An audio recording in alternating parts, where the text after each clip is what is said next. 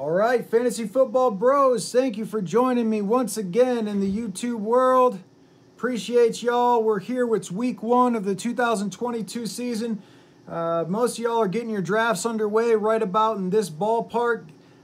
Just off the top of the video, this is not what this video is about, but I do need to make a big confession or a concession or however you say.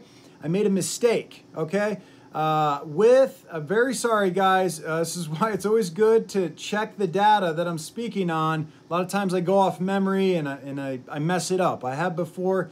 Very rarely do I mess it up, but I messed this one up pretty bad, guys. I told you guys Jerry Jeudy was an Aries and he had perfect compatibility with Russell Wilson, and that's not true. He's a Taurus. So he's an Aries Taurus cusp, but he's truly a Taurus.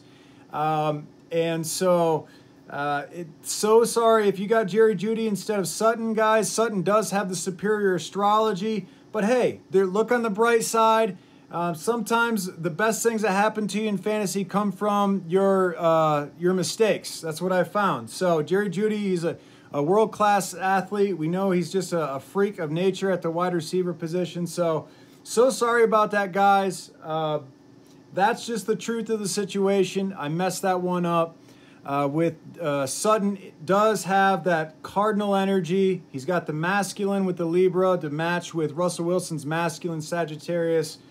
Is probably going to draw Russell Wilson's attention more than Jerry Jeudy this year. So once again, guys, if you're still going to make your draft, we need to change if we're honoring the astrology, we want Sutton over Jeudy.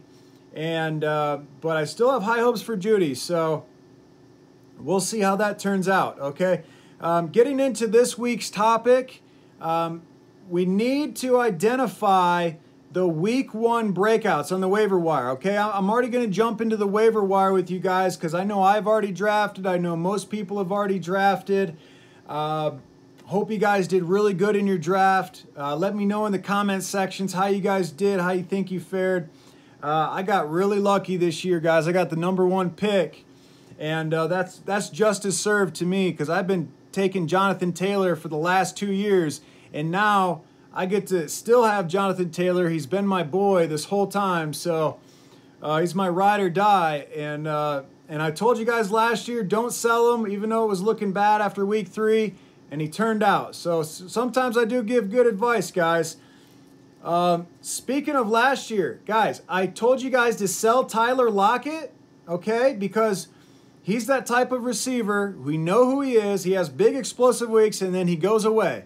And some of y'all didn't listen to me, and he did exactly that. Guys, this is the type of player we want, okay? We want this type of player in the beginning of the year because people are much more likely to believe that that's going to be a static pattern. One breakout week is going to be a static pattern. So my best coaching for you right now is to get in the waiver wire and find players who are the most likely to have a really big week, okay? So I'm talking about, you know, the Wandel Robinsons of the world who are really shifty, these big play type guys, okay? So I've identified a few on this board.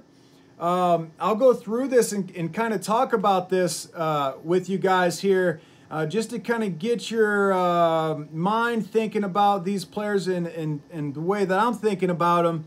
And, you know, you'll see if you like it or not. But Kenneth Gainwell, let's start here with the running backs. Full disclosure, I am a Kenneth Gainwell owner this year. But the more I look into Kenneth Gainwell, the less I like his situation, okay? The good news is Miles Sanders has been out for about 2 weeks with a hamstring. They're playing Detroit this week, okay? Detroit's defense has looked pretty bad. We know they were bad last year. They don't look much better this year. Maybe worse, I don't know. So Kenneth Gainwell, hopefully, you know, to me, he's more of a goal line back for them. But if he has a big week, guys, what we want out of these breakout players is we want guys who are going to have a really big week, and we got to be confident in turning around and selling them the next week, okay? So these are these types of players where on the waiver wire, you know, the potential for them to have a really big week is there, but the likelihood for them to sustain that over the course of the season is much lower. So I think Kenneth Gainwell is one of these types of players playing against Detroit with Miles Sanders out. He's going to be a big potential, and he's probably not going to sustain for the season, guys, because he's got Boston Scott, Jalen Hurts, A.J. Brown, all of this stuff going on that does not look good for Kenneth Gainwell. Although, watching Philadelphia last year, I had Jalen Hurts, I had Miles Sanders, and I just want to say that Kenneth Gainwell, in my eyes, looked like the flat-out better runner, the more aggressive, more confident runner. Miles Sanders I noticed he was a bit tentative in his running, and he's been tentative once again in training camp with little injuries. So I like Kenneth Gainwell for this week, all right? Jeff Wilson Jr. Guys, if you're an Elijah Mitchell owner, you need to absolutely have Jeff Wilson Jr. That's pretty straightforward. We don't really know how bad Elijah Mitchell's injury is. We don't know if he's going to be held out or not. So get your hands on Jeff Wilson Jr. It could be as early as this week that they end up using him. So I'm sure they're not going to want to push his hamstring. They want him to be healthy. So Jeff Wilson Jr., get your hands on that. Mike Davis, guys, also known as Thunder Thighs, perfect Baltimore Raven body type. They want to dominate. They want to be the bigger, badder team. Mike Davis is that guy. He was on my waiver wire. Go pick yourself up Mike Davis if you can. All right. That's it for the running backs. There's not a lot there in the waiver wire that I expect to have a big week one. And that's what we want to do. We want to get a lot of value early. We want guys on our bench who are going to potentially explode. Okay? Speaking of very explosive players, I put Alec Pierce as my #1 breakout candidate. I've been scouring the waiver. I know there's a lot of guys that we can choose from this week, but looking at the matchup with Houston, it looks yummy. Okay? Try to think about how this offense is going to work, guys. For one, against Houston, Jonathan Taylor's going to absolutely eat, okay? And the moment they start bringing the safeties into the box, they start crowding the line, Alec Pierce, they're going to start checking the ball downfield. That's pretty much all Alec Pierce really does. He's not really a route man. Michael Pittman will get all the underneath stuff, the bigger slant routes, whatever. But the real deep man threat on this team is Alec Pierce. And guess what, guys? Unlike Wandel Robinson, he's already the clear and away on the depth chart. You can check ourlads.com. That's what I do. And he's already on the depth chart. He's at the top of the list, okay? And remember, double check my work, right? Because I could be wrong about that. But last time I checked, Alec Pierce was the #2, wide receiver on that team, okay? So that is a really good sign. Matt Ryan. Oh, another thing I wanted to bring up about Alec Pierce. Remember, facial similarity. Matt Stafford, Cooper Kupp, they both look the same. Guess what? I'm seeing a lot of similarity in the way Alec Pierce and Matt Ryan look. They're both Taurus, okay? Matt Ryan's getting closer to a Gemini Taurus cusp, but he's a Taurus.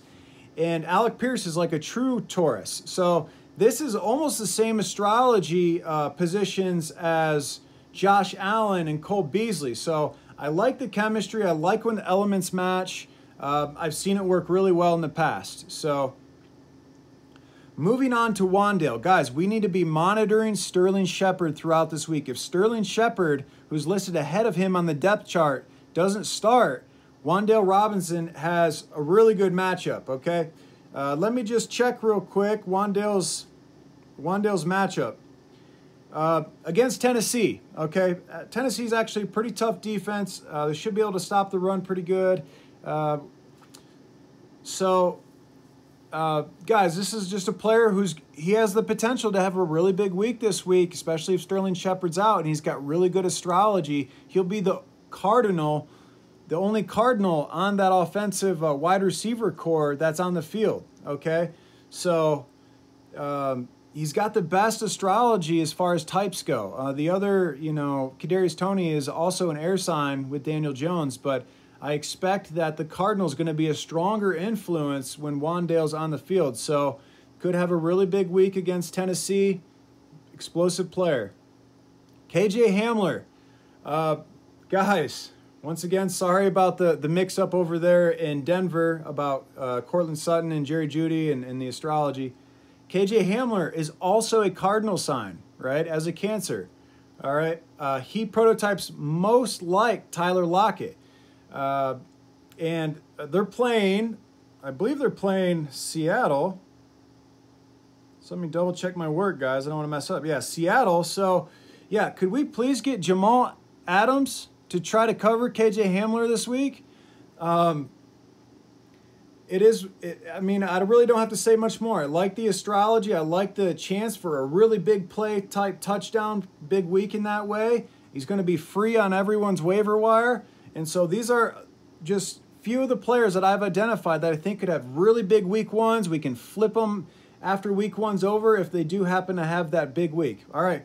Thanks, guys. I hope you dig it. Let me know what you think. Let me know how you're doing in your fantasy leagues, and peace.